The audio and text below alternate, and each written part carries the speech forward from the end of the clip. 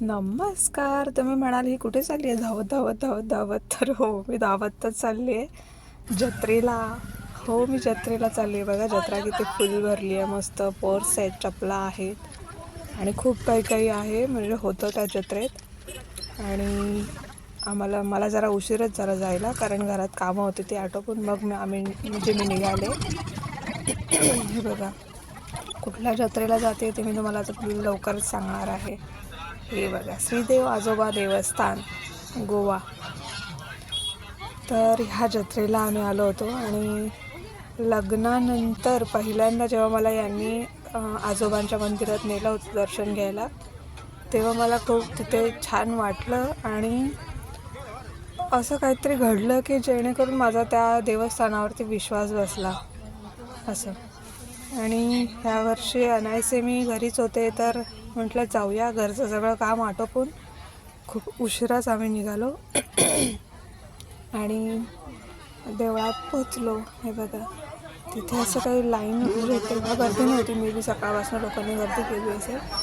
आणि असं आहे देवाचं स्थान. म्हणजे बोडगेश्वराचं मंदिर आणि हे मंदिराचा एंट्रन्स सेमच वाटेल आपल्याला तसा, आणि मंदिर पण तसंच आहे. पण हे बघा, आजोबांचं स्थान आहे तिथे असं काही वेगळं नाही आहे.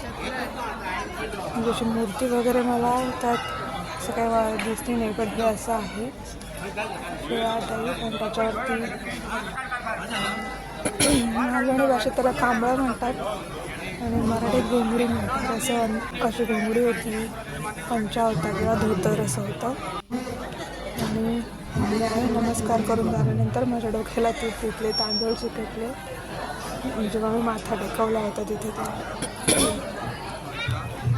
आणि सत्यनारायणाची पूजासुद्धा होती तिथे नमस्कार केला, तीर्थ प्रसाद घेतला. प्रसाद खूप वेगळा होता, छान होता. सत्यनारायणाचा प्रसाद खूप छानच असतो म्हणून तीर्थ घेतलं मी. आणि हे आता प्रसाद देत आहे सत्यनारायणाचा. तर मस्त होता चवीला. प्रसादाचा चवीला छानच असतो. तांदूळ माझ्या डोक्यावरती अजून चिकटलेले आहेत, कपाळावर माझ्या. आणि हे लाईटमुळे मला थोडा चेहऱ्याला काहीतरी झाल्यासारखं दिसतं. हे बघा, हे असं आहे आजोबांचं देवस्थान. घोंगडी आहे, पंचा आहे, नारळ आहे आणि शिळा आहे तिथे. गेल्या वर्षी गेलं होतं तेव्हा मला शांतपणे छान दर्शन घेता आलं होतं. आणि आजोबा खरोखरच तिथे आहेत याची मला जाणीवही तेव्हा तिथे झाली होती. हे बघा, आजोबा किती छान वाटतं ना. म्हणजे नाव घेतलं ना तरी पण असं जवळचं काहीतरी, आपल्या खूप जवळचा व्यक्ती किंवा आपली राखण करणारा. जसे आपले स्वतःचे आजोबा असतात तसं मला पण माझ्या आजोबांची आणि माझ्या बापू आजोबांची आठवण झाली त्यावेळी. म्हणजे आजोबा म्हटलं की असं डोळ्यांसमोर आपले आजोबाच येतात की नाही, तसं झालं. हे मंदिर असं आहे, आजोबा देवस्थान.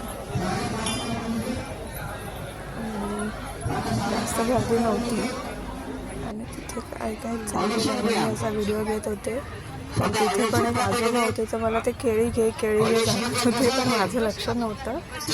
आणि अचानक मी व्हिडिओ, आणि नंतर ते म्हणाले, म्हणजे ते कोकणी भाषेत म्हणाले काहीतरी, शूटिंग करतास असं काहीतरी म्हणाले. मला ते काही कळलं नाही. म्हणजे मला नंतर कळलं जेव्हा माझा व्हिडिओ बंद झाला, तेव्हा मी हसले आणि ते पण खूप हसले. म्हणजे तिथल्या कुठल्याही देवस्थानात मला वाटतं केळी हाच खूप महत्त्वाचा प्रसाद असतो. आणि केळी घे म्हणून आजोबा सांगत होते. म्हणजे ते विकत घ्यायला सांगत होते मला तिथले आजोबा ते. माझं दर्शन वगैरे सगळं, म्हणजे ते केळी वगैरे घेऊन झालं होतं त्याच्या आधीच. आणि आम्ही निघालो तिथून. आणि ती जत्रा बघत घ्यायचं तर काहीच नव्हतं, कारण गोड वगैरे खाजं वगैरे हा प्रकार आवडतो मला, पण खाणार कोण? मी एकटी खाऊन किती खाणार? सो घेतलं काही नाही तिथे. जस्ट फिरलो. आणि मेन म्हणजे पौर्णिमेची रात्र होती आणि मला पौर्णिमेच्या रात्री पूर्ण चंद्र आणि समुद्र हे कॉम्बिनेशन एवढं आवडतं की बोलून सोय. मी यांच्याकडे सारखी सांगतच असते की मला ना पौर्णिमेच्या रात्री चांदण्यात समुद्र बघायचा आहे एकांतात, असा शांत चांदण्यात, शीतल चांदण्यात. आणि ही इच्छा मी यांच्याकडे तेव्हापासून मी व्यक्त केली होती, पण काही कारणास्तव मी म्हणजे ती पूर्ण होत नव्हती, कारण आमचं दिवसाचं जाणं व्हायचं समुद्र, रात्रीचं वगैरे असं नाही. आणि पौर्णिमेच्या वेळी मी बहुधा गावी नसते, सो शक्य झालं नाही. तर यावेळी पौर्णिमा होती आणि आम्ही समुद्राच्या काठापाशी गेलो आणि आणायला आलोच होतो आजोबांच्या जत्रेला. तर आम्ही असा हा समुद्र, पण शांतता जे मला बघायचं होतं ना, चांदणा समुद्र, तसं नव्हतं. कारण तिथे लखलखाट लाईटचा वगैरे होता, त्याच्यामुळे तेवढं नव्हतं. पण सुख हे सुख असतं, मानण्यात असतं. म्हणून मग हे असं समुद्र आणि पूर्ण चंद्र सगळं बघत, म्हणजे असं मला खूप असं बसून राहावं असं वाटत होतं तिथे, शांत बघत सगळीकडे. पण शांतता हवी असं वाटत होतं. पण नेक्स्ट टाईम बघू कधीतरी. आणि ही मी आहे, माझ्या मागे समुद्र आहे आणि डोक्यावरती चंद्र आहे. पण तो नुकताच उगवला होता, नुकताच म्हणजे खूपच आधी उगवला होता, पण त्याला मावळतीकडे जाण्यास वेळ होता, त्याच्यामुळे तो काय समुद्राच्या वरती मला दिसू शकत नव्हता. आणि मी वाट बघत होते की लाट माझ्या पायापर्यंत येणार का, कारण त्याच्या आधी येऊन गेली होती. पण मी बसल्यानंतर ती काय यायला तयार नाही. आणि मी ह्यांना सांगत होते व्हिडिओ करायला, ती काय लाट आलीच नाही. आणि अधूनमधून मी मागे बघत होते का तर हे फोटो घेत आहेत की नाही, हे व्हिडिओ करतायत की नाही, कंटिन्यू ते बघत होते. आणि मी हे असं मला बसायचं असतं समुद्राच्या काठावरती, आणि तिथे फक्त चांदण्याचाच उजेड असायला हवा. ते पौर्णिमेचा चंद्र, चांदणं, जशी जमीन दिसते ना, मला आठवतं दत्त जयंतीला जेव्हा आम्ही जायचो ना आमच्या दत्त मंदिरात बिडवाडीला, तेव्हा रात्रीचं जाताना चांदणं असायचं, बॅटरी असायच्या प्रत्येकाकडे, पण ते जे चांदण्यातनं आणि त्या थंडीतनं जाताना एवढं छान, म्हणजे मनाला एवढं शांत, आणि ते कुठेतरी आपल्याला ते साठवून ठेवता आलं असतं तर असं वाटणारं वातावरण असतं.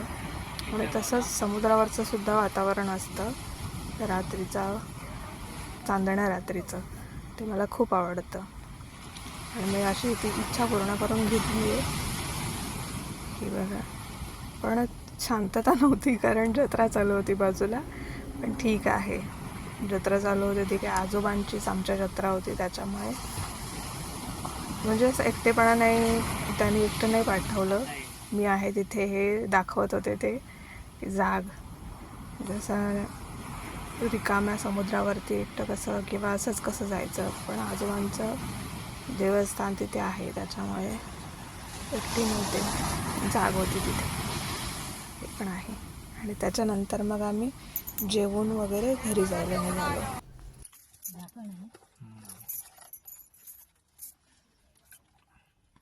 मटका कुल्फी,